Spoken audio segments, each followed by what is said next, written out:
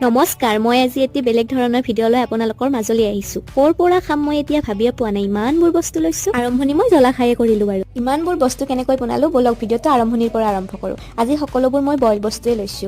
Boil বস্তুৰেও যে এসাঁজ ধুনীয়াকৈ তৃপ্তিৰে খাব পাৰি মই সেয়াই দেখাব খুজিছো। আমাৰ দেউতাৰ অলপমান অসুখ হৈ আছে, সেয়ে দেউতাই তেল খাব নোৱাৰে। সেয়ে ভাবিছো এই এমাহ আমিও এই বইলে খাওঁ।